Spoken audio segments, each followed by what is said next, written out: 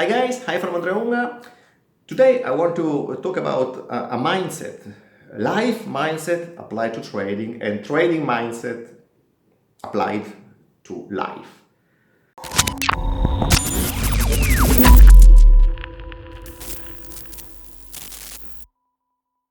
Well, you have been tourists for sure somewhere, and when you go out and you decide to buy some small souvenir to take home, you normally, I think, discuss with a shopkeeper to find a deal, to get a discount, to pay as small as possible.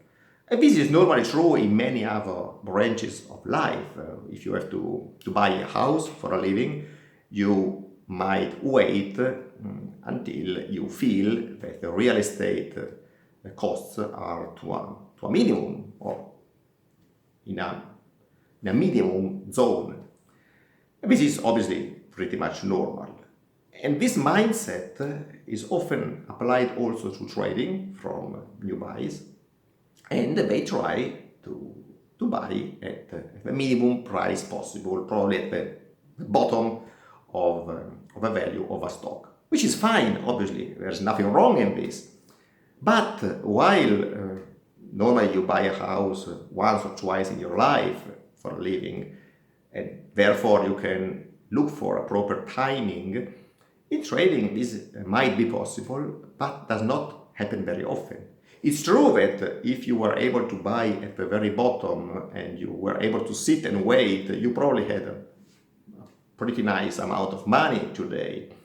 But the sitting and the waiting is not always in the DNA of a trader. Right or wrong, I mean, I don't want to discuss about this now, but it's true that being a trader, you try to be active, and waiting and seeing your capital grow is not always something that copes with a trader's mindset. So actually, you don't have that great amount of occasions to buy at what you suppose to be a bottom. You suppose, because you know only afterwards if it was a bottom or if it was just a pause in a down move. The truth is that in trading, in systematic trading, systematic approach, one of the most common approaches, I don't have a precise statistics, so don't ask me how many models work on this, but the most common, or most well-known approach is to buy at a breakout of a new high. And this is against a common sense mindset of standard citizen, because you wait for an asset to be more expensive, and when it is so expensive as it has never been before, you are a buyer. So you wait to pay as much as possible to buy that asset. This is really crazy if you think about that. But if you look at this from a different perspective, let's imagine you go and you bet on horse races. I'm not an expert, I've never bet, I don't know anything, but if I had to go and bet on a horse, I would probably have a look at past races and I would choose the horse which won more, the strongest. Unless I could choose the weakest, for sure, not because I believe it could win, but just because I could hope to win more, being probably the payout much higher. But apart from this sort of speculation, if I had to do it with a high chance of winning, I would choose what I had the feeling to be the strongest horse, which is normal. It makes sense, doesn't it? So from this point of view, I choose the strongest. And the same thing in soccer match. The coach chooses the players who showed to be the strongest, the fittest in the moment.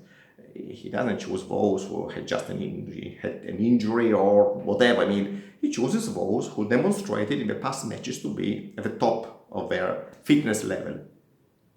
So he goes with the strongest. And under this perspective, if you look at trading, you choose the strongest. You choose what shows to be strong, supposing it will be even stronger afterwards. The horse which wins a game.